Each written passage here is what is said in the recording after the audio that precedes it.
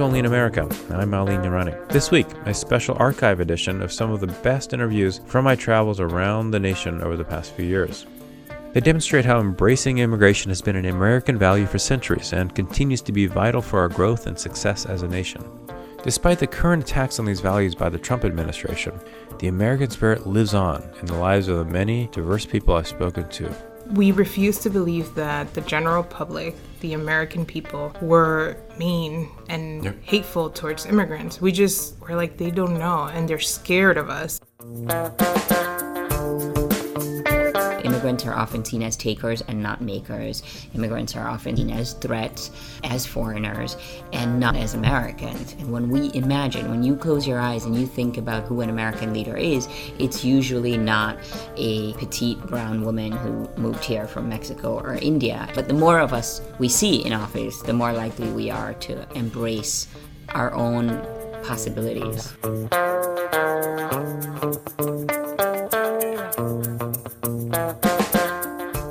This is an administration that has tried to have it both ways, talking about love in their heart for DACA recipients, yet shutting down the program and not negotiating in good faith with Congress. So I think that it really calls the question of, President Trump, are you really going to be the person who shuts down a program that has done so much good for this country and that 86% of Americans support? From the National Immigration Forum, I'm Ali Noorani with Only in America.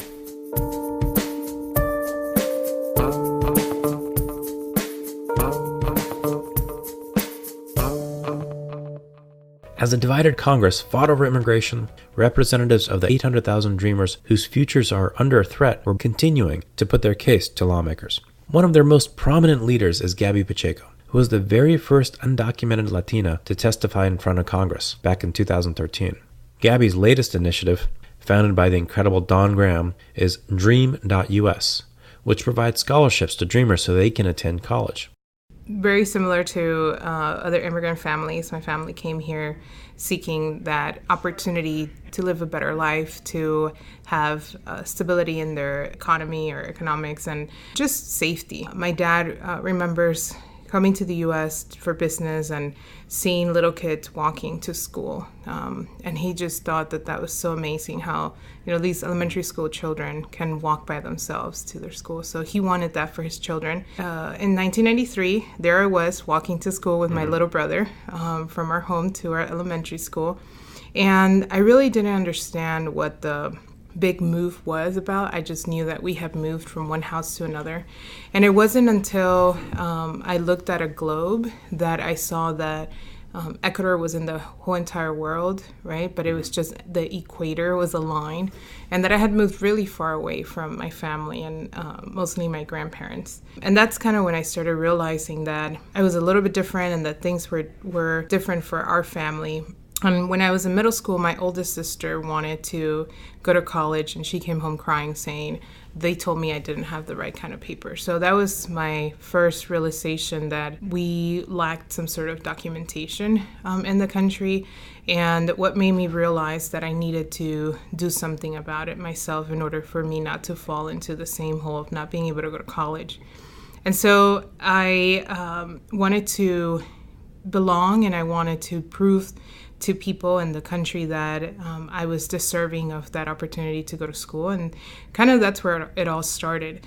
And when I was in high school, I started sharing with my teachers and counselors that I was undocumented. And at the time, that wasn't even a term. I just would tell people, I don't have papers.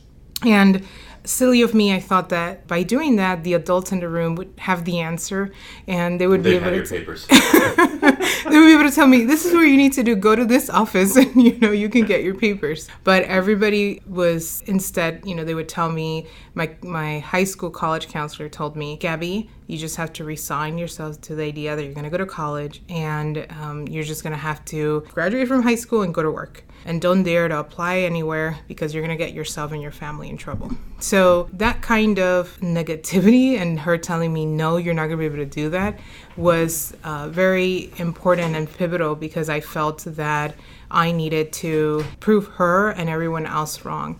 And so I did. And after working really, really hard to be able to get accepted into college, I did, and I was accepted into Miami-Dade College. And I felt really guilty.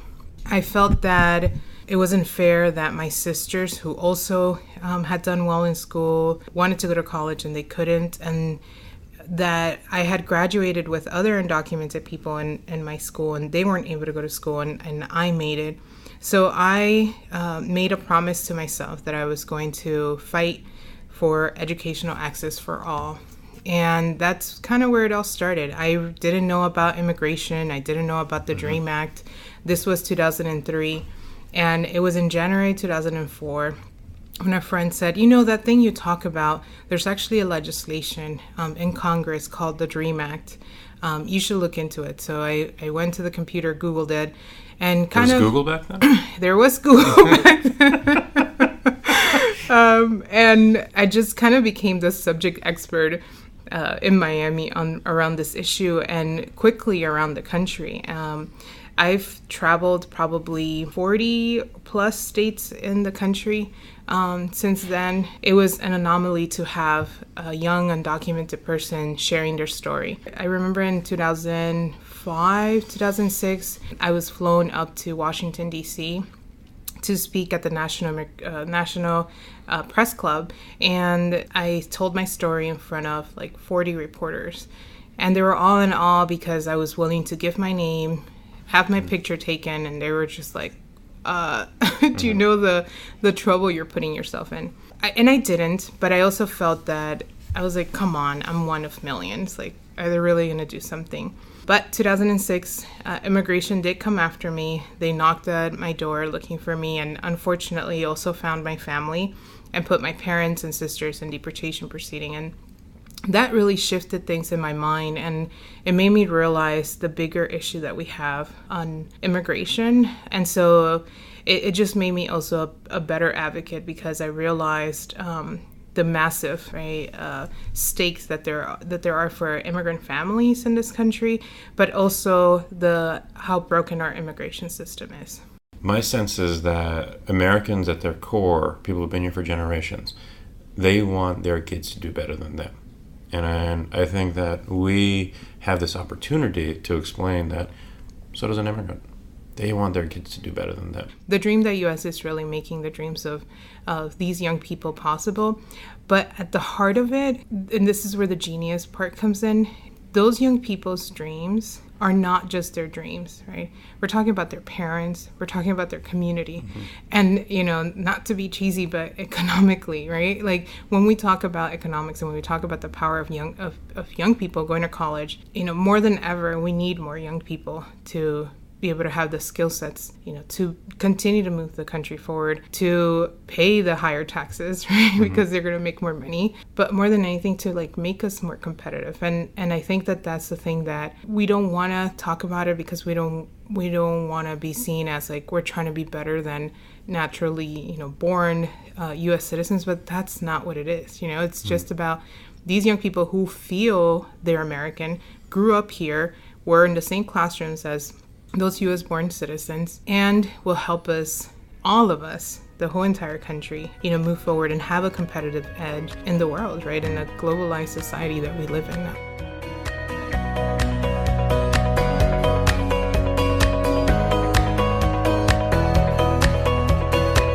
Support for the National Immigration Forum comes from the James Irvine Foundation, expanding opportunity for the people of California, and from the Carnegie Corporation of New York, established in 1911 by Andrew Carnegie to promote the advancement and diffusion of knowledge and understanding.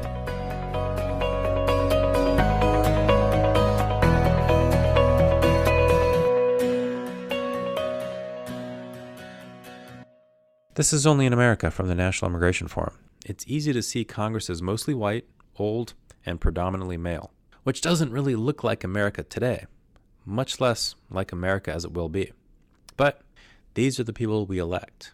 Sayu Bhojwani wants to change that. And although she acclaims the U.S. as the world's finest democracy, here's what she said at her TED Talk as an immigrant and as a citizen. But I don't want you to think it was a cakewalk, that America opened its arms wide and welcomed me. It's still not doing that. And I've learned a few lessons along the way that I wanted to share with you, because I think that together we can make American democracy better and stronger.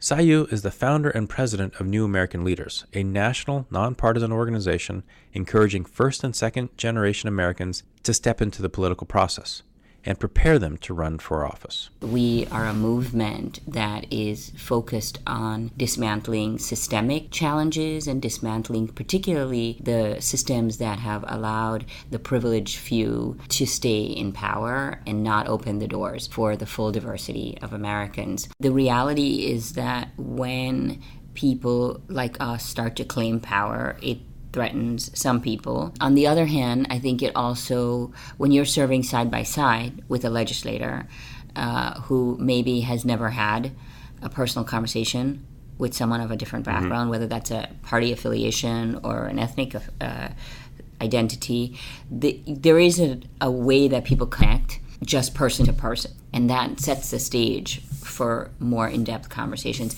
And I'll say that, one of the reasons that we created an organization that is New American Leaders, that is inclusive of people of all ethnic backgrounds and shared immigrant and refugee stories, is for that reason, that we have these shared values and shared experiences, and that to the extent that we can create a conversation that is inclusive rather than exclusive, we, I think, are going to be able to move the needle further on policy conversations. So they're getting both. Then, and I think we spend time, one of the things that I haven't talked about is the work that we do with people once they're elected to ensure that we don't lose them to the system or from the system. And that's very hard. But governance is something that we, again, assume that people are going to just do once they get elected. And we don't invest in their leadership and in helping them navigate these, whether they're a minority because of party affiliation or a minority because of ethnic identity. That's a rich set of conversations that we're having with people once they're in office. One of the things that we talk about is,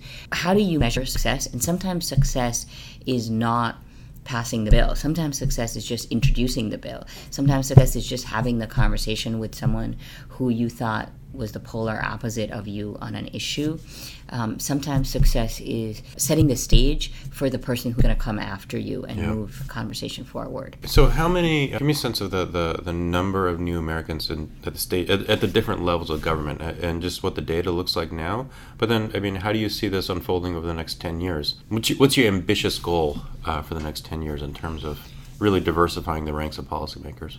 So if we talk specifically about Asian American and Latino communities, which, as we know, are the largest immigrant groups, that only 2% of the 500,000 state and local offices are held by Asian Americans and Latinos. So the ambitious goal is to get to 23 or 25% as the population grows. I think that's going to take another 20 years to get to parity. And the reason it's going to take that long is because the challenges are mostly systemic. It's not that individuals don't want to run, but we have, I'm just going to mention three. One is, the biggest, I think, are gatekeepers and the decision makers around who actually has a platform, who's going to get support from whether it's the party or the unions, frankly. There's the union as a movement, and then there's the union as leadership, and they make very strategic decisions, sometimes to support the incumbent because they don't want to challenge or rock the boat. So gatekeepers are a big issue. They're very invested in who is currently in power, no matter how bad they might be, because it's a devil we know. The second is money, obviously, and it's not just the cost of campaigns. People talk a lot about the cost of campaigns, but it's much deeper than that. It's that you're a first-generation college student, you have loans to pay off. What kind of job can you have that will allow you to go to the Capitol for 100 days a year? Or if you're in Texas, every 18 months you have to spend 6 months in the Capitol. Or much less have the time to run for office to begin with. Well, exactly. And so those things, before you even get to how much a campaign costs, and then there's cost of campaigns, right? And can we institute more public financing jurisdictions? Can we create more opportunities to make campaigns less dependent on big dollar donations?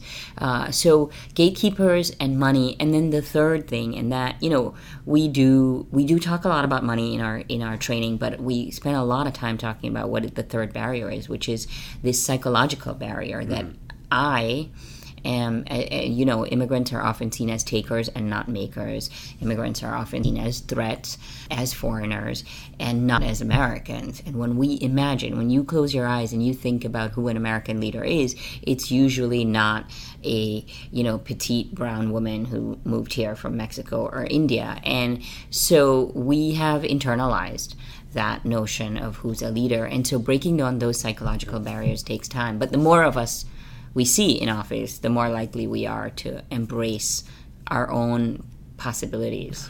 So what gives you hope? The people who are running, the fact that there are people who are voting for the first time and running for office. I'll just share this thing in closing. We did a meeting of elected officials in November, and we did a circle in which everybody shared their experience of any kind of discrimination.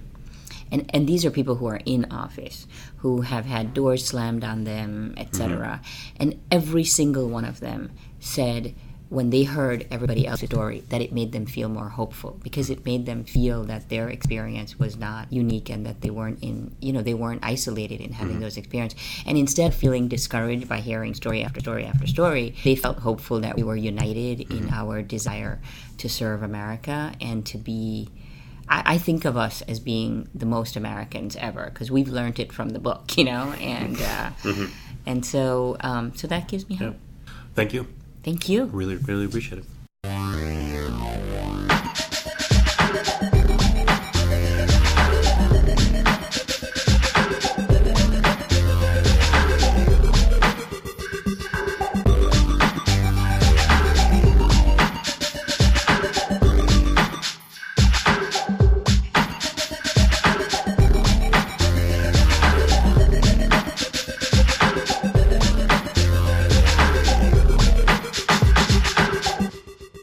Karen Tumlin, based in Los Angeles, is the legal director of the National Immigration Law Center, which defends and advances the rights of low-income immigrants. The daughter of an immigrant parent herself, Karen says she's privileged to be in the heat of the immigration battle.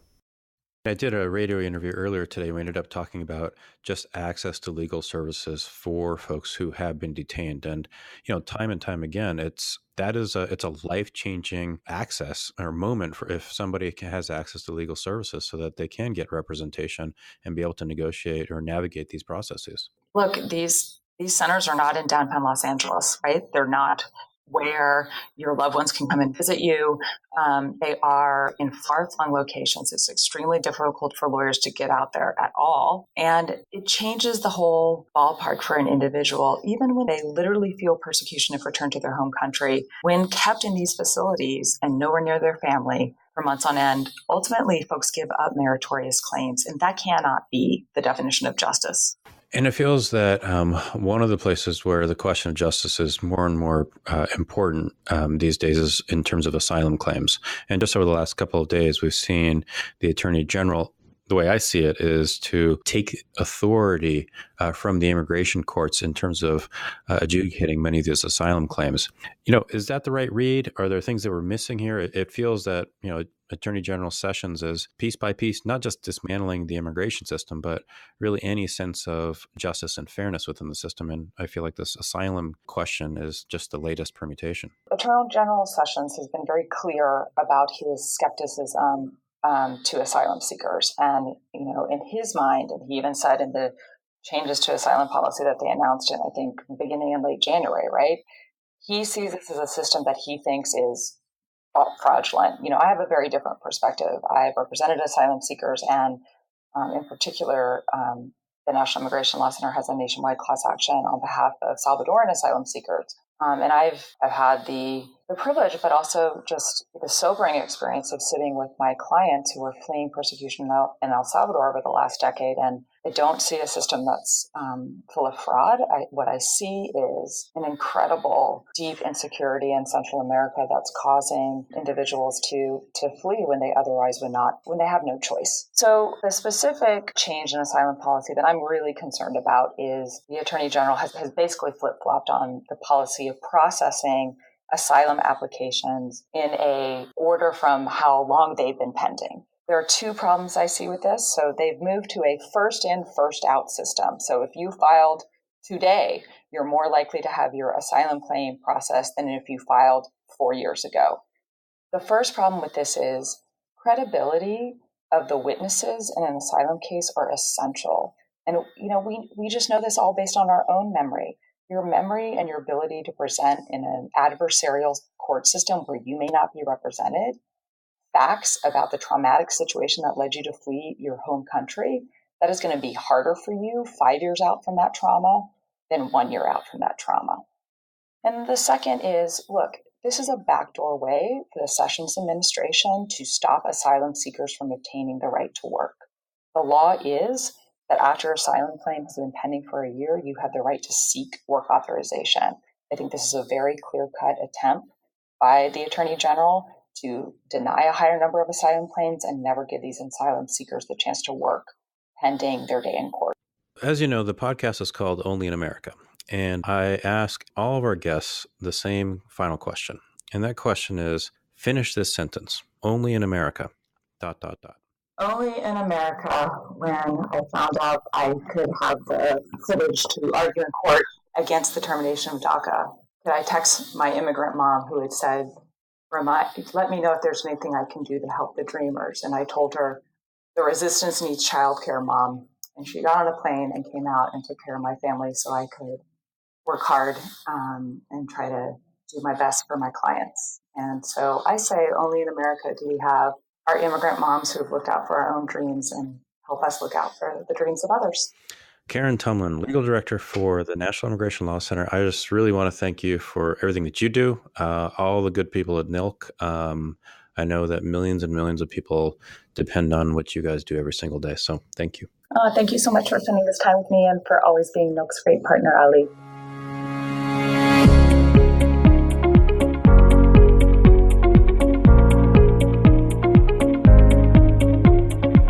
Karen Tomlin is the legal director of the National Immigration Law Center, which defends and advances the rights of low-income immigrants. There are resources and links to our work at our new website, immigrationforum.org. And while you're out there, why not subscribe to the show and check out our library of archived shows?